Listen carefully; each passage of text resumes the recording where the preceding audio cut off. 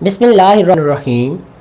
Students, आज एक नए ओरिएंटेशन लेक्चर के साथ हम कुछ नई चीज़ों को डिस्कस करने वाले हैं। हमें पता है कि हम डेली रूटीन लाइफ के अंदर बहुत सारी ऐसी चीज़ों के साथ हमारा पाला पड़ता है जो मूव कर रही होती, जो मोशन के अंदर होती। मोशन करती हुई चीज़ों का हमारी ज़िंदगी के अंदर बहुत अहम रोल है। जैसे फ़ैन रोटेट करता है, मोटर रोटेट करती है, जनरेटर रोटेट करता है। ये तमाम तर रोटेशन जो है वो हमारी लाइफ का एक इम्पॉर्टेंट पार्ट है। इसके अलावा परिंदे जो हैं वो उड़ते हैं, उनकी भी एक मोशन है। वो इसी तरह जो है वो एरोप्लेन फ्लाई करता है, बहरी जहाज़ पानी के ऊपर जो है वो मूव करता है।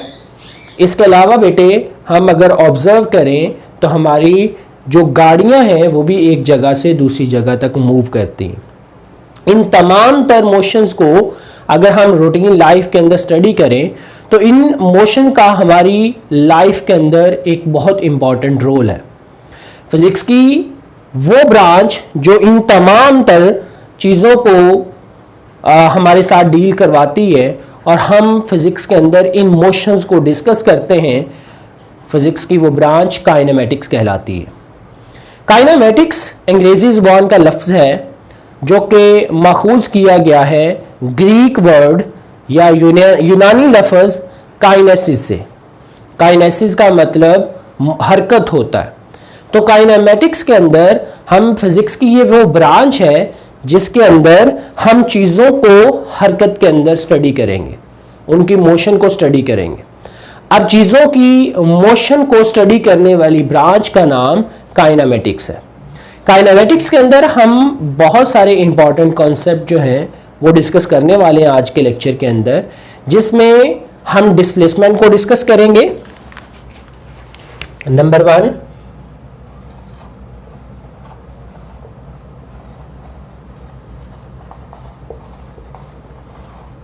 डिस्प्लेसमेंट। नंबर 2, हम वेलोसिटी को डिस्कस करने वाले। और नंबर 3, हम एक्सेलरेशन को डिस्कस करने वाले। ये 3 इंपॉर्टेंट कॉन्सेप्ट हमारी काइनेमेटिक्स के अंदर बहुत ज़्यादा इंपॉर्टेंट रोल जो है वो प्ले करते हैं। अगर हमें इन 3 कॉन्सेप्ट को बहुत अच्छी तरीके से समझ आ जाए तो हमें पूरी काइनेमेटिक्स या किसी भी तरह की मोशन को समझना बहुत ही आसान हो जाता है। इन 3 कॉन्सेप्ट को हम कोशिश करेंगे कि इस लेक्चर के अंदर जितना हो सके डिटेल के साथ डिस्कस करें। फिर हम लास्ट पे इसके रिलेटेड कुछ एग्जाम्पल डिस्कस करेंगे और उन एग्जाम्पल्स में हम देखेंगे कि ऊपर से गिरती हुई चीज़ें क्यों वेलोसिटी अटेन करती हैं और जैसे जैसे वो नीचे की तरफ आती हैं तो उनकी वेलोसिटी हाई क्यों होती जा रही होती है।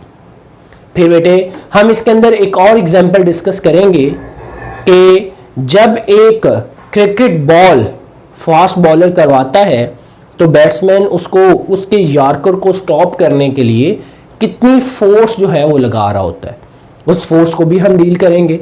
ये तमाम कॉन्सेप्ट जो हमने काइनेमेटिक्स के अंदर डिस्कस करने हैं उनके अंदर बेसिक ये 3 कॉन्सेप्ट हैं, 3 इंपॉर्टेंट कॉन्सेप्ट हैं। अगर हमें ये समझ आ जाते हैं तो हमें फोर्स को समझना आसान हो जाता है, हमें मोमेंटम को समझना आसान हो जाता है और इवन दैट कि हम 1 डायमेंशन मोशन से 2 डायमेंशन मोशन के अंदर भी ट्रांसफ़र हो सकते हैं। यहाँ पे मेरा डायमेंशन का मतलब वो नहीं है जो मैंने लेक्चर नंबर 2 के अंदर जो है वो यूज़ किया था। लेक्चर नंबर 2 के अंदर डायमेंशन का मतलब था एक फाउंडेशन बनाने के लिए, फिजिक्स की फाउंडेशन बनाने के लिए हमें डिफरेंट काइंड्स ऑफ डायमेंशन की ज़रूरत पड़ती है।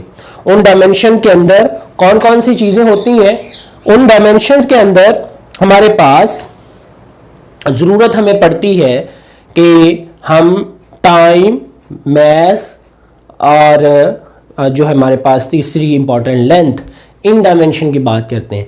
यहाँ पे डायमेंशन का मतलब मैं ले रहा हूँ डायरेक्शन। हम स्टार्ट लेंगे एक डायरेक्शन, सिंगल डायरेक्शन से, मतलब हमारी चीज़ें जब मूव करती हैं तो वो एक सिमत के अंदर ट्रैवल कर सकती हैं। हमारी चीजें जब मूव करती हैं तो वो दो सिमत में इकट्ठी मूव कर सकती हैं, यानी इस एक्सिस के अलोंग भी और इस एक्सिस के अलोंग भी। इसी तरह कुछ चीजें ऐसे भी हरकत करती हैं कि वो 3 डायमेंशंस को कवर करती हैं, यानी इस एक्स एक्सिस को भी, वाई एक्सिस को भी और साथ ही साथ जी एक्सिस को भी। ये सारे इंपॉर्टेंट कॉन्सेप्ट हम अपने डिटेल्ड लेक्चर्स के अंदर जो है वो ऑब्जर्व करेंगे। 3 डायमेंशंस तक हम देख सकते हैं, लेकिन फिजिक्स और मैथमेटिक्स ये बेटे n डायमेंशन की बात करती है, लेकिन वो बहुत आगे की बात है, हम उस तक कभी नहीं जाएंगे। हम स्टार्ट लेते हैं सिंगल डायमेंशन से कि एक सिमत के अंदर जब चीजें हरकत करती हैं तो उनका डिस्प्लेसमेंट कैसे मेजर किया जाता है, उनकी वेलोसिटी कैसे मेजर की जाती है, उनका एक्सेलरेशन कैसे मेजर किया जाता है। These 3 important and basic concept, जैसे कि मैंने आपसे जिक्र किया था कि हम इन ओरिएंटेशन लेक्चर्स के अंदर अपनी बेस को मजबूत करेंगे ताकि हमें फिजिक्स पढ़ने में आसानी बन जाए। फिर हम इसकी 2 इंटरेस्टिंग एग्जांपल्स डिस्कस करके अपने सब्जेक्ट के अंदर इन चीजों को मजीद परखने की कोशिश करेंगे। तो आइए बच्चों डिस्कस करते हैं पहले कॉन्सेप्ट को, जो कि है डिस्प्लेसमेंट। डिस्प्लेसमेंट को ध्यान करते हुए हम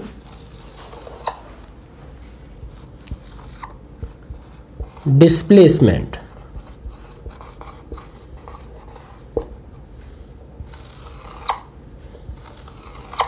इसकी जो सबसे सादा तरीन डेफिनेशन है वो हम इस तरह से करते हैं कि जब एक ऑब्जेक्ट एक जगह से दूसरी जगह तक मूव करता है तो वो जो स्ट्रेट लाइन डिस्टेंस ट्रेवल करता है that is called displacement.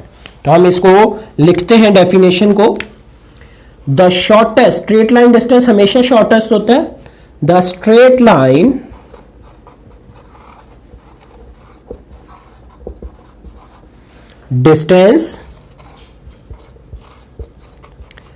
Distance को आप लेंथ भी कह सकते हैं, covered from one position to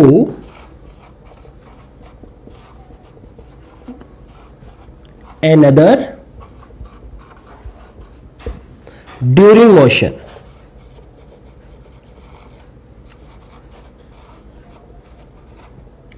जब भी कोई ऑब्जेक्ट मूव कर रहा होता है तो अपनी मोशन के दौरान वो एक पोजीशन से दूसरी पोजीशन तक जितनी लेंथ, मिनिमम लेंथ कवर करता है that is called displacement. Displacement एक वेक्टर क्वांटिटी है और वेक्टर और स्केलर क्वांटिटी में ये फर्क होता है। ऐसी क्वांटिटीज, ऐसी फिजिकल क्वांटिटीज जो सिर्फ मैग्नीट्यूड और यूनिट के साथ कंप्लीटली रिप्रेजेंट हो जाएं वो स्केलर क्वांटिटीज कहलाती हैं, और ऐसी क्वांटिटीज जो यूनिट, मैग्नीट्यूड और डायरेक्शन के साथ कंप्लीटली रिप्रेजेंट हो उनको हम वेक्टर क्वांटिटी का नाम देते हैं। स्केलर क्वांटिटी जो डिस्प्लेसमेंट जो है ये हमारी एक वेक्टर क्वांटिटी है। तो इन वेक्टर क्वांटिटी को हम किस तरह से मापते हैं, किस तरह से हम इस डिस्प्लेसमेंट को जज करते हैं, तो आइए एक डायग्राम से इस चीज को समझते हैं। सपोज कीजिए कि हमारे पास एक कोऑर्डिनेट सिस्टम है, कोऑर्डिनेट सिस्टम जिसके अंदर हम किसी चीज को, किसी चीज की पोजीशन को रिप्रेजेंट कर सकें। मोशन से पहले हमें एक और टर्म को डिस्कस करना होता है जो कि by the name of position है, जिसको हम पोजीशन के तौर पर लेते हैं। पोजीशन ये होती है कि किसी भी चीज की location with respect to some reference point, उसको हम पोजीशन का नाम दे रहे होते हैं। कि हम किसी भी चीज की जो पोजीशन लेते हैं विद सम रेफरेंस पॉइंट, वो हमारी पोजीशन जो है वो लोकेट कर रही होती है। मोशन के अंदर रेफरेंस पॉइंट की बहुत ज्यादा इंपॉर्टेंस है। अगर हम प्रॉपर तरीके से अपना रेफरेंस पॉइंट डिक्लेयर नहीं करते तो हम अपने डिस्प्लेसमेंट को अच्छे तरीके से माप नहीं पाएंगे। इसी तरह से हम अपनी वेलोसिटी को, यानी रफ्तार को नहीं जान पाएंगे, और इसी तरह एक्सेलरेशन की वैल्यू को हम नहीं फाइंड आउट कर पाएंगे। तो स्टार्ट हमारा हमेशा एक रेफरेंस पॉइंट से होता है। तो फर्ज कीजिए कि हमने एक लाइन के अंदर चूंकि अपनी मोशन को जज करना है, फर्ज कीजिए कि एक ऑब्जेक्ट अभी इस पोजीशन 10 मीटर पर है, यहां से वो 20 पर जाएगा, फिर वो 30 मीटर तक जाएगा। ये इसकी डिफरेंट पोजीशंस है। और इसका जो रेफरेंस पॉइंट है वो रेफरेंस पॉइंट ये ओरिजिन जिसको हम O के साथ रिप्रेजेंट कर सकते हैं। तो फर्ज करें बच्चों कि पहले वो पॉइंट हमारे पास वो ऑब्जेक्ट O पॉइंट से 10 पोजीशन पर था। इस पोजीशन को मैं x1 का नाम दे देता हूं। x1 is equal to 10 metre. इधर हम लिख भी लेते हैं कि x1 is equal to 10 meter. Then वो ऑब्जेक्ट मूव करता है from point x1 to point x2। x2 position वो फाइनल पोजीशन होगी जो कि 30 मीटर पर है। वो 20 भी हो सकती है, 25 भी हो सकती है, तो मैंने इसको 30 कंसीडर कर लिया कि हमें एक दूसरी पोजीशन की भी रिक्वायरमेंट होती है, उस पोजीशन को मैंने 30 कंसीडर किया। अब उस तक का वेक्टर हमारा जो होगा वो यहां से इस पोजीशन तक होगा। ये हमारे पास दो इसके पोजीशन वेक्टर जो है वो रिप्रेजेंट हो गए। Position 1 is x1, position 2 is x2। Position 1 से पोजीशन 2 तक ड्यूरिंग मोशन उसने जो डिस्प्लेसमेंट कवर किया वो है वो straight line length from position 1 to position 2। Displacement को हम d के साथ रिप्रेजेंट करते हैं और इसके ऊपर मैं वेक्टर का निशान लगा देता हूं जो कि वेक्टर रिप्रेजेंटेशन है इसकी। अब हम इसके अगर मैग्नीट्यूड की बात करें, यानी हमने अगर वो लेंथ फाइंड करनी हो जिस लेंथ ने ये लेंथ कवर हुई है ड्यूरिंग मोशन, तो वो वेरी सिंपल है। हम क्या करेंगे, d निकालने के लिए x2 माइनस x1 कर देंगे। x2 फाइनल पोजीशन की लेंथ है, that is 30 meter minus 10 meter, तो आंसर बेटे आ जाएगा 20 मीटर। ये हमारे पास डिस्प्लेसमेंट आ जाए। इसको अगर मैं वेक्टर शो करूंगा तो ये 20 मीटर अलोंग एक्स एक्सिस ये हमारे पास आ जाए। ये हमारी फाइनल कैलकुलेशन जो है वो हो जाती है। अब हम इससे नेक्स्ट बात करते हैं कि अगर ऑब्जेक्ट पहले, ये भी मुमकिन है कि वो ऑब्जेक्ट पहले x2 पोजीशन पर हो और वहां से वो ऑब्जेक्ट x1 की तरफ आता है, तो x2 से x1 की तरफ आते हुए उस ऑब्जेक्ट ने जितना डिस्प्लेसमेंट कवर किया अगर हमने वो फाइंड करना है तो दैट्स वेरी सिंपल। फिर हम इसकी चीज को लिखेंगे d is equal to x1 minus x2। बेटे एक बात याद रखिएगा कि डिस्प्लेसमेंट निकालने के लिए हमेशा final position minus initial position करते हैं। अगर आप इनिशियल पोजीशन थी आपकी x1, फिर आप x2 की तरफ फाइनल गए तो आपने डिस्प्लेसमेंट निकालने के लिए x2 माइनस x1 किया। सिमिलरली अगर आपके पास पोजीशन x2 इनिशियल है और फाइनल x1 है तो फिर आप इसको रिप्रेजेंट करेंगे x1 माइनस x2, चूंकि फाइनल पोजीशन जो है वो आपकी x1 हो गई। अब हम इस चीज की वैल्यू को निकालते हैं तो हम लिखेंगे 10 मीटर माइनस 20 मीटर, तो आंसर हमारे पास आ जाएगा 30 मीटर, तो हमारे पास आंसर माइनस 20 मीटर आ जाएगा। और ये d वैल्यू वेक्टर में अगर रिप्रेजेंट करेंगे तो अलोंग एक्स एक्सिस इसके साथ लिख देंगे। यहां पे डिस्प्लेसमेंट नेगेटिव आ रहा है, डिस्प्लेसमेंट नेगेटिव पॉसिबल है। डिस्प्लेसमेंट पॉजिटिव की ऑपोजिट डायरेक्शन में लिया जाने वाला जो डिस्प्लेसमेंट होगा उसे हम डिस्प्लेसमेंट नेगेटिव कंसीडर करेंगे। ठीक है, डिस्प्लेसमेंट नेगेटिव डजंट मीन कि उसकी मैग्नीट्यूड नेगेटिव है, उसकी डायरेक्शन ऑपोजिट है, यानी negative sign shows that the direction of the motion will be reversed, यानी जिस सिमत में बॉडी पहले मूव कर रही थी अब उसकी ऑपोजिट सिमत में मूव कर रही है, इस वजह से उसका डिस्प्लेसमेंट जो है वो नेगेटिव आ रहा है। ये हमारे पास इसकी एक रिप्रेजेंटेशन जो है बिटेवा आ जाती है। अब डिस्प्लेसमेंट चूंकि एक वेक्टर क्वांटिटी है, मैंने इसके फार्मूला से वैल्यू निकालनी जो आपको सिखा दी, लेकिन याद रखिएगा ये वन डायमेंशन मोशन के लिए एप्लीकेबल होगी कि हमें final position minus initial position करके इसकी मैग्नीट्यूड को निकालना होगा। And direction of the vector will always from initial position to final position. Means to से कि अगर यहां पे मैंने डी वेक्टर शो किया था इस डायग्राम के अंदर कि वो डी वेक्टर कहां से कहां तक है, वो x1 से x2 की तरफ है। तो अगर मैं नेगेटिव डी को कंसिडर करूंगा, यहां पे नेगेटिव डी आया है, तो उस वक्त मोशन किधर से किधर हुई होगी, उस वक्त x2 से x1 की तरफ है और डिस्प्लेसमेंट हमारा नेगेटिव आ रहा है। इस नेगेटिव साइन का यह भी मतलब है कि हम जिस सिमत में पहला डिस्प्लेसमेंट लिया है उसकी ऑपोजिट सिमत में एक लाइन, एक वेक्टर ड्रॉ कर दे जो नेगेटिव वेक्टर होगा और वो x2 से x1 की तरफ आ रहा होगा। ये है बेटे इस नेगेटिव साइन का मतलब। होप सो कि आपको इस चीज को अच्छी तरह क्लियरेंस मिल गई होगी। अब मैं इसका एक शॉर्टकट बता देता हूं। Whenever you want to find the magnitude of the displacement, तो दैट्स वेरी सिंपल। आपने करना क्या है, आपने उस वैल्यू के फाइनल पोजीशन में से इनिशियल पोजीशन माइनस कर देनी। वो फाइनल पोजीशन कोई भी हो सकती है, मैंने दोनों तरीकों से आपको एक्सप्लेन कर दिया। इसी तरह अगर आपने डायरेक्शन देनी है तो direction is always from initial to final. तो डायरेक्शन हमेशा इनिशियल से फाइनल वेक्टर की तरफ जो है वो उसकी हो रही होगी।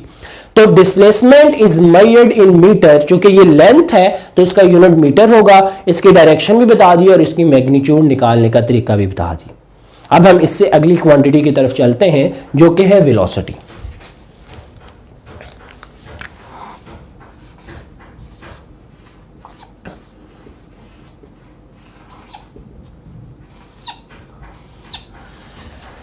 काइनेमेटिक्स के अंदर जहां पे डिस्प्लेसमेंट की इतनी ज्यादा इंपॉर्टेंस है, वहां पे वेलोसिटी की भी बहुत ज्यादा इंपॉर्टेंस है।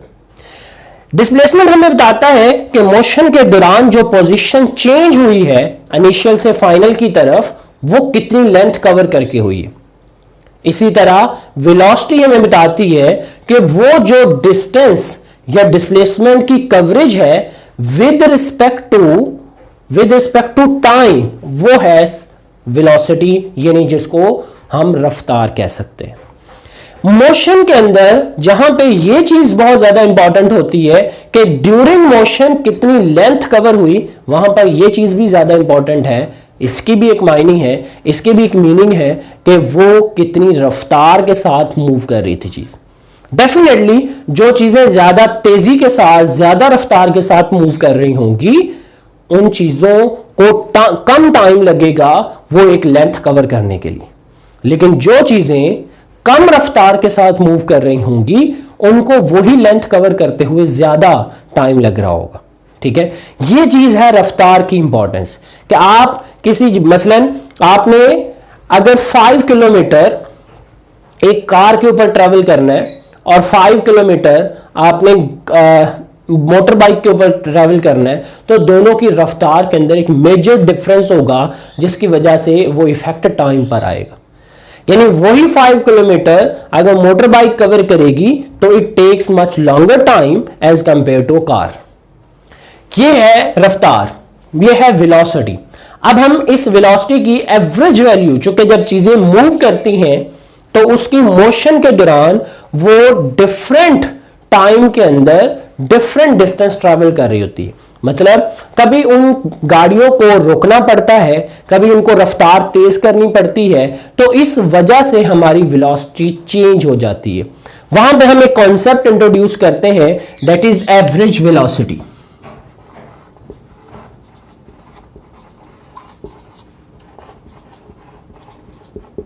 Average velocity, average velocity is defined as total displacement covered divided by total time interval। कि टोटल डिस्प्लेसमेंट जो कवर हुआ है टोटल टाइम इंटरवल में, उसको हम एवरेज वेलोसिटी का नाम देते हैं। एवरेज वेलोसिटी v एवरेज के साथ शो की जाती है, ये रिप्रेजेंट की जाती है d डिवाइडेड बाय t के साथ। ये भी एक वेक्टर क्वांटिटी है और इसकी direction same as the direction of displacement होगी। तो हम इसको कहेंगे इट्स डायरेक्शन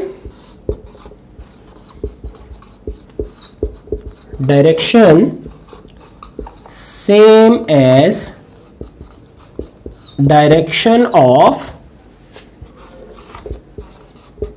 डिस्प्लेसमेंट।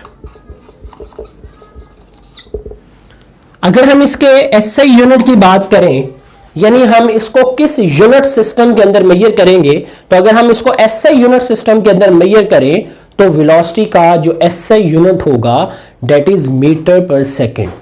चूंकि लेंथ का यूनिट मीटर है, टाइम का सेकेंड है, तो इसका एसआई यूनिट जो होगा बेटे, it's SI unit is metre per second. इस तरह से हम इसको लिखेंगे। यह है वेलोसिटी के बारे में कि वेलोसिटी भी एक वेक्टर क्वांटिटी है, और वेलोसिटी के बारे में भी हम कह सकते हैं कि वेलोसिटी में बी पॉजिटिव और नेगेटिव। क्योंकि अगर डिस्प्लेसमेंट पॉजिटिव और नेगेटिव हो सकता है, वो वेक्टर क्वांटिटी है, तो इसी तरह वेलोसिटी भी पॉजिटिव और नेगेटिव हो सकती है। यानी अगर एक सिमत में गाड़ी चल रही है तो उसकी वेलोसिटी अगर पॉजिटिव है, अगर वो रिवर्स आएगी तो उसकी वेलोसिटी जो है वो नेगेटिव कंसिडर की जाएगी। ये था वेलोसिटी के बारे में। वेलोसिटी हमेशा डिफाइन होगी डिस्प्लेसमेंट के टर्म में, कि डिस्प्लेसमेंट आप बयान करेंगे तो आपकी वेलोसिटी जो है वो प्रॉपर्ली डिफाइन हो जाएगी।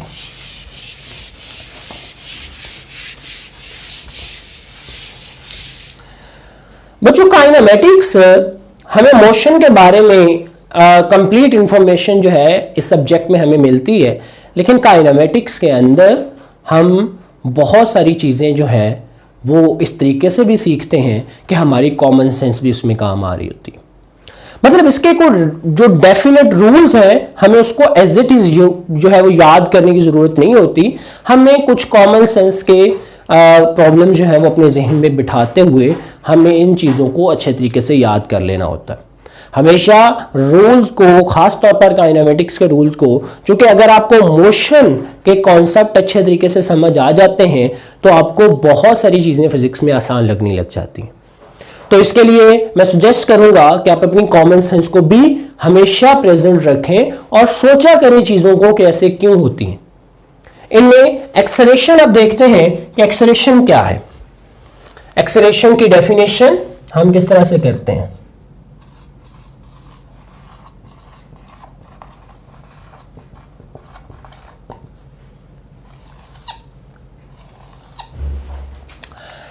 इसको अगर हम फॉर्मली डिफाइन करें तो हम इस तरह से करेंगे, द टाइम रेट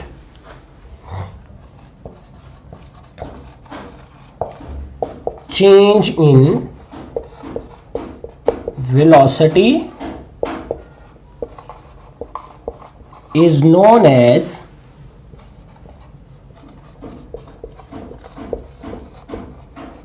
एक्सेलरेशन। जब गाड़ियां मूव करती हैं तो इनकी मोशन के दौरान इनकी वेलोसिटी में चेंज आता है, और इनकी वेलोसिटी जैसे जैसे चेंज होती है तो उस वेलोसिटी की चेंज को अगर हम टाइम के हिसाब से रिप्रेजेंट करें तो बेटे हम उसको कहेंगे कि ये एक्सेलरेशन है। वेलोसिटी का चेंज क्यों जरूरी है और टाइम के हिसाब से ही क्यों जरूरी है, इस चीज का अंदाजा हमें तब होता है कि जब हम किसी गाड़ी को स्टार्ट करते हैं। अगर हमने किसी जगह पर बहुत जल्दी पहुंचना हो और हमारी गाड़ी जो है वो प्रॉपरली स्टार्ट ना हो रही हो, या स्टार्ट होने के बाद वो डिजायर वेलोसिटी जल्दी अचीव ना करे, तो हमें वहां पर एक टर्म का एहसास होता है, वो है एक्सेलरेशन। इसका मतलब है कि हमारी गाड़ी जल्दी एक्सेलरेट नहीं हो रही, हमारी गाड़ी जल्दी स्पीड नहीं पकड़ रही। तो जैसे जैसे हम अपनी गाड़ी को तेज भगाना चाहते हैं तो हम ये चीज महसूस करते हैं कि हमारी वेलोसिटीज अचानक बढ़कर एक वैल्यू से दूसरी तक नहीं जाती, but it takes some time, और वो टाइम जो है उसके हिसाब से वेलोसिटी में चेंज होना होता है। अब ये डिपेंड करता है गाड़ी की पावर पे, इंजन की पावर पे। अगर इंजन ज्यादा पावरफुल है तो वो कम टाइम के अंदर ज्यादा वेलोसिटी को चेंज कर देगा। इस चीज का हम ज्यादा फोकस के साथ और ज्यादा बेहतर तरीके के साथ अंदाजा तब करते हैं जब हमें फोर्स का एहसास होता है। अगर किसी चीज की वेलोसिटी को ज्यादा चेंज करना है, कम टाइम में चेंज करना है, तो आपको ज्यादा फोर्स की जरूरत पड़ती है। इसी वजह से जो पावरफुल इंजन होते हैं वो ज्यादा फोर्स अप्लाई कर सकते हैं, और उनकी अप्लाई की गई लार्जर फोर्स वेलोसिटी के अंदर ज्यादा तेजी के साथ चेंज कर सकती है, यानी गाड़ी को जल्दी एक्सेलरेट कर सकती है। तो वहां पे हमें इस एक्सेलरेशन का एहसास होता है कि एक्सेलरेशन की मौजूदगी और इसको समझना कितना ज्यादा जरूरी है।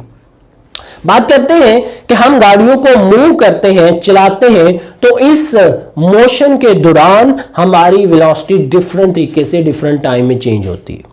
तो अगर हम तो उसका एवरेज एक्सेलरेशन लेना चाहें तो वो किस तरीके से लेंगे वो हम समझते हैं। तो उसके लिए हम लिखते हैं average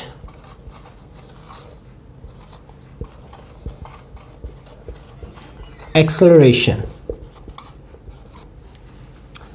that is equal to total change in velocity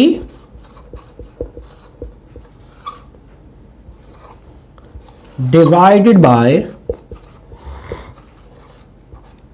total time interval. Acceleration is represented by a average, that is equal to delta v change in velocity divided by delta t total change in time. Change in time का यहां पे मकसद ये है कि जब आपने stop watch को ऑन किया तो उस वक्त पहला टाइम क्या था और बाद में कितना टाइम था। जैसे आपने स्टॉप वॉच को ऑफ किया तो इस दरमियानी लम्हे को आप टोटल टाइम इंटरवल भी कह सकते हैं और ये भी आपका चेंज इन टाइम है। और डेल्टा वी हम किस तरह से डिफाइन करते हैं कि अगर एक गाड़ी मूव कर रही है, उसकी इनिशियल वेलोसिटी है वी आई, उसकी फाइनल वेलोसिटी है वी एफ, तो वी एफ में से वी आई माइनस करेंगे तो ये आपकी चेंज आ जाएगी। ये बिल्कुल वही कुलिया है जो आपने डिस्प्लेसमेंट के लिए कभी लगाया था कि final position minus initial position, ये चेंज इन पोजीशन की बात हो रही है और वो जो डिस्प्लेसमेंट कवर की बात हो रही है। तो अब बेटे हम इस एक्सेलरेशन की डायरेक्शन अगर देखें तो acceleration have same direction as the change in velocity. This is very important line. अगर आप इस चीज को समझना चाहते हैं तो ये आज के आर्टिकल का सबसे खूबसूरत पॉइंट होगा कि acceleration does not always along the direction of velocity, it is always in the direction of change in velocity.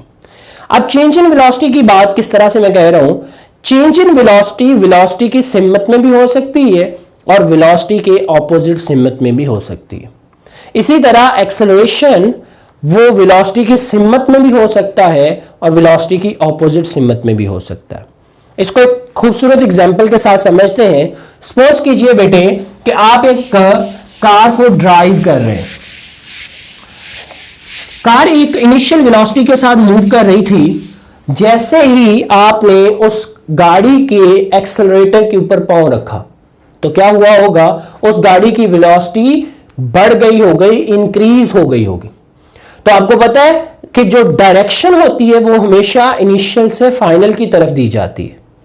तो ये चीज मैंने अभी रिसेंटली डिस्प्लेसमेंट के अंदर आपको समझाई थी। मैग्नीट्यूड निकालते हुए फाइनल माइनस इनिशियल करते हैं, लेकिन डायरेक्शन बताते हुए इनिशियल से फाइनल की तरफ आप एक एरो ड्रॉ करते हैं। तो आइए हम एक एग्जांपल लेते हैं कि हमारे पास एक कार है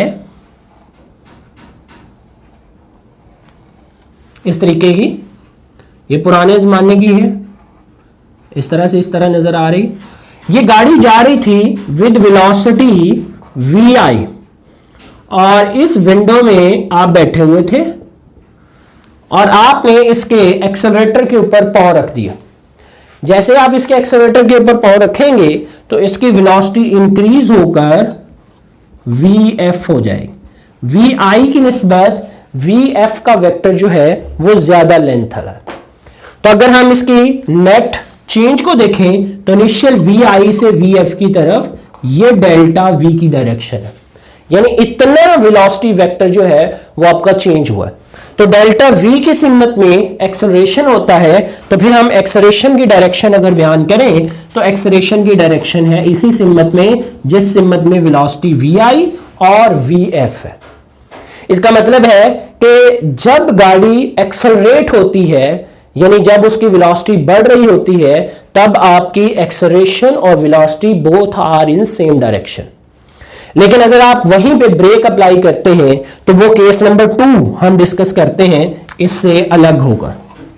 सपोज दैट ये आपके पास वेक्टर vi है, इस स्पीड के साथ गाड़ी चल रही थी, आपने ब्रेक अप्लाई की तो आपकी फाइनल वेलोसिटी कम हो गई vf। तो चेंज किधर से किधर होता है? Change is always directed from final position to initial position. Final इधर है, इनिशियल पीछे की तरफ, तो ये डेल्टा v आ जाए, और डेल्टा v की ही सिमत में एक्सेलरेशन होता है, तो एक्सेलरेशन इन दिस डायरेक्शन यानी नेगेटिव एक्स एक्सिस की डायरेक्शन में एक्सेलरेशन आ जाएगा। Here velocity and acceleration are in opposite direction. यहां से हमें समझ आती है कि acceleration does not always in the same direction as velocity. It may be in same direction as velocity when a car is accelerated and its velocity is going to increase. Similarly, if car is decelerated, its velocity is decreases, then acceleration will be in opposite direction to the velocity. तो acceleration velocity के opposite direction में होगा। उम्मीद है बेटे कि आपको ये चीजें अच्छी लगी होंगी। डिटेल लेक्चर के अंदर हम इसकी डिफरेंट एग्जांपल्स भी डिस्कस करेंगे और ये भी डिस्कस करेंगे कि कांस्टेंट एक्सेलरेशन की क्या इंपॉर्टेंस है। अगर हम एक गाड़ी को कांस्टेंट एक्सेलरेशन के साथ मूव करवाएं तो उससे हमें क्या एडवांटेज मिलता है, और जीरो एक्सेलरेशन की क्या इंपॉर्टेंस है। फिर हम ये देखेंगे वो दो एग्जांपल्स कि ऊपर से गिरते हुए अबाबिल ने जो पत्थर गिराए थे, आपको याद होगी वो एग्जांपल कि अबाबिल ऊपर से पत्थर फेंके और उन दुश्मनों का सफाया हो गया। वो ऊपर से गिरते हुए पत्थर नीचे जमीन से जब टकराते हैं या उन दुश्मनों के बॉडी के ऊपर टकराते हैं तो किस तरह से उनको जख्मी करते हैं और उनकी वेलोसिटी इतनी ज्यादा इंक्रीज क्यों हो जाती। फिर हम ये भी एग्जांपल डिटेल लेक्चर में देखेंगे कि एक फास्ट बॉलर जब यॉर्कर मारता है तो कितनी फोर्स के साथ बैट्समैन उसको रोकता है। हम ये भी देखेंगे कि जो आने वाले एरोप्लेन्स हैं दुश्मन के, वो किस रफ्तार से आते हैं, या जो बॉलर बॉल करवाता है तो उसकी स्क्रीन के ऊपर हमें नजर आता है कि उसकी 140 किलोमीटर पर आवर स्पीड है या 160 किलोमीटर पर आवर स्पीड है। वो स्पीड कैसे निकाली जाती है? जो गाड़ियां रोड पे ट्रैवल करती हैं, ट्रैफिक वाले वो स्पीड किस तरह से मेजर करते हैं, ये तमाम टेक्निक्स हम अपने डिटेल लेक्चर के अंदर जो है वो देखेंगे।